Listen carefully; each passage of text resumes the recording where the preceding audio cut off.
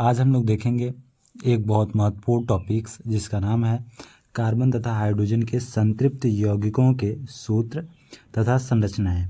ठीक है, तो जो कार्बनिक यौगिक होते हैं किसको संतृप्त बोला जाता है बच्चों, किसको असंतृप्त बोला जाता है, तो पहले वो समझ लीजिए किसे संतृप्त बोला जाएगा और किसे असंतृप्त में। देखिए बच्चों, जब एक एक बॉन्ड होता है तो उसको संतृप्त आयन बोलते हैं। कितने बॉन्ड, अभी बॉन्ड के बारे में हम लोग देखेंगे तो आपको समझ में आ जाएगा कि बॉन्ड किसे बोलते हैं और किसे नहीं कहते हैं। तो बच्चों आइए इसके बारे में सबसे पहले हम लोग देख रहे हैं कि जो इसमें किसकी संरचनाएं हम लोग सूत्र देखेंगे बच्चों, तो एथेन का देखेंगे, मेथेन का इसके पहले देख चुके हैं। तो ये बनकर तैयार कैसे होता है, तो इसका एक साधारण सा सूत्र होता है बच्चों, यहाँ पर CnH2n+2 होता है, ये इसका सूत्र होता है। और आपको ये पता होना चाहिए C1 को क्या बोलते हैं, C2 को क्या बोलते हैं, C3 को, जैसे मेथ, एथ, प्रोप। तो हम लोग सबसे पहले दूसरे वाले को बना रहे हैं बच्चों।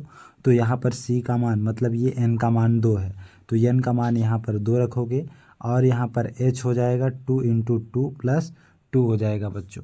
ठीक है, तो देखो C2 हो जाएगा 2 दूना 4 और प्लस ये जोड़ दोगे तो H6 हो जाएगा। तो बच्चों ये कंप्लीट हो गया एथेन। ठीक है, अब एथेन का निर्माण कैसे होता है तो हम लोग इसके पहले समझ चुके हैं एथेन वगैरह का।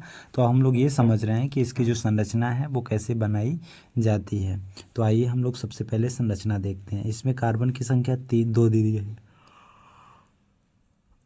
तो बच्चों इसमें देखते हैं कार्बन की संख्या 2 दी गई है, तो इसको कार्बन हम लोग कैसे लिखते हैं वो हम लोग देखें। तो देखो बच्चों यहाँ पर कार्बन हो गया 2। ठीक है, अब देखो हाइड्रोजन कितने हैं, 6। तो इसके आसपास में इसे हाइड्रोजन लगा दो आप।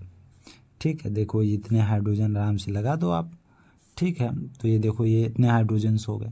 अब ये हाइड्रोजन में बच्चों हम लोग इलेक्ट्रॉन का वितरण करते हैं।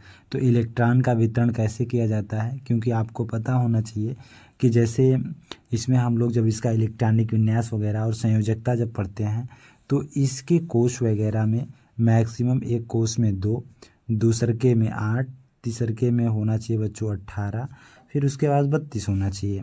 ठीक है, तो अब देखिए जब किसी के पास इलेक्ट्रॉन 2 होने चाहिए, या तो 8 होना चाहिए, या तो 18, या तो 32। हाँ ठीक है, तो हमको या कम है या ज़्यादा है तो कैसे उसको हम लोग सही करेंगे। तो आइए सबसे पहले देखते हैं हाइड्रोजन को। तो हाइड्रोजन के पास जो संयोजकता होती है बच्चों 1 होती है। मैं इसको ऐसे क्रॉस कर दिया हूँ, क्रॉस करने का ये चिन्ह मैं दर्शा रहा हूँ जो आपको समझ सकें। तो जितने हाइड्रोजन है वहाँ पर मैंने एक एक ऐसे लिख दिया बच्चों। ठीक है, तो लिखने के बाद बच्चों हम लोग यहाँ देखते हैं अब कार्बन के पास कितनी संयोजकता होती है।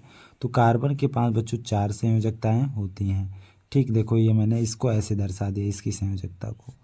ठीक है, तो आप समझ गए होंगे। अब हम लोग देखेंगे इसके इलेक्ट्रॉन का वितरण। तो हाइड्रोजन को मैक्सिमम कितने चाहिए, 2 होने चाहिए। ठीक है, तो ऐसे इसको वितरण कर दिए।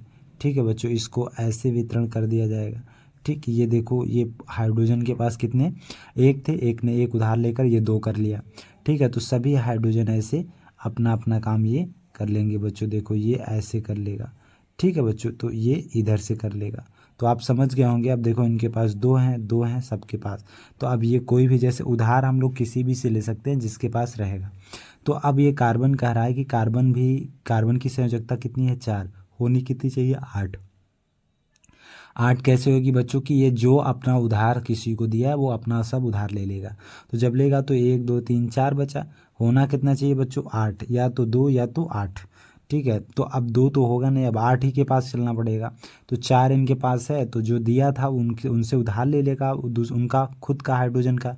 तो जैसे इनका लिया इनका लिया इनका लिया, तो बच्चों देखो 1 2 3 4 5 6 1 7 हो रहा है और 1 की कमी पड़ रही, तो इस कार्बन से उधार ले लेगा बच्चों। किस कार्बन से लेगा, जब इस कार्बन से उधार ले लेगा तो आप समझ गए होंगे कि इसकी कितनी संयोजकताएं हो जाए, इसकी जो वितरण है इलेक्ट्रॉनों का वो पूरा हो जाएगा। देखिए 1 2 3 4 5 हो गया, 1 6 1 7 1 8। तो इसका जो कोष होता है बच्चों वो भर गया है। अब हम लोग इस कार्बन के पास चलेंगे। देखिए इस कार्बन के पास भी 4 है, 4 हैं। तो अब हमको इसको करना कितना है बच्चों, इसको भी 8 करना है। तो देखो ये कार्बन इनको 1 दिया था तो इस कार्बन से 1 ले लेगा। जो क्या होगा देख रहे होंगे आप कि देखो यहाँ से ऐसे जा करके ये ऐसे पूर्ण कर लिया बच्चों। अब काउंटिंग करेंगे तो इसका कार्बन का भी संयोजकता पूर्ण हो जाएगा। देखिए 1 2 3 4 5 1 6 1 7 1 8। तो आशा करते हैं बच्चों आप इसको अच्छे से समझ गए होंगे। अब हम लोग इसी पे देखते हैं बच्चों इसका जो बॉन्ड होता है वो कैसे बनता है। तो अभी बॉन्ड की बात चल रही थी, तो बॉन्ड देखते हैं बच्चों। देखो बच्चों, बॉन्ड देखने के लिए जहाँ पर एक लाइन होगी, मतलब एक इलेक्ट्रॉन दिया होगा, एक इलेक्ट्रॉन लिया होगा, तो वहाँ पर एक बॉन्ड बोलते हैं। जहाँ पर 2 इलेक्ट्रॉन लेगा और 2 इलेक्ट्रॉन को देगा वहाँ पर डबल बॉन्डिंग होगी बच्चों। ठीक है, जहाँ पर 3 इलेक्ट्रॉन लेगा और 3 इलेक्ट्रॉन देगा वहाँ पर 3 बॉन्डिंग होगी। ठीक है, तो इसको बोलते हैं बच्चों, इसको बोलते हैं हम लोग संतृप्त आयन। क्या बोलते हैं? संतृप्त आयन। ठीक है, अब इन दोनों को असंतृप्त बोला जाता है। जैसे 2 हो गया, 3 हो गया, 4, ये सभी असंतृप्त आयन होंगे। ठीक है, तो अब हम लोग इसको संतृप्त में बनाना है और एक एक बॉन्ड को बनाना है। तो बच्चों आइए आगे हम लोग देखते हैं। सबसे पहले इसको इस मॉडल से लिखिए आप। कार्बन हो गया, एक कार्बन यहाँ हो गया।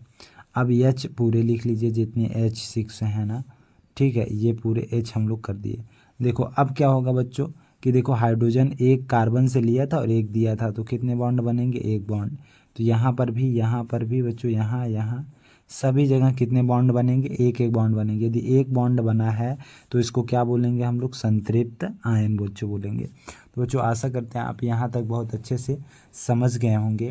ठीक है, ऐसे हम लोग जो भी हमारे हाइड्रोजन के संतृप्त और असंतृप्त में बनेंगे वे मैं आपको सभी को संतुष्ट कराने और यह समझाने का प्रयत्न करूँगा बच्चों, और आपको बहुत अच्छे से बच्चों समझ में आएगा। और वीडियो को लाइक और सब्सक्राइब ज़रूर करिएगा बच्चों। अब हम लोग मिलते हैं नेक्स्ट वीडियो में, और आप सब्सक्राइब ज़रूर करिएगा। ठीक है, और अपने बच्चों अपने मित्रों तक शेयर ज़रूर।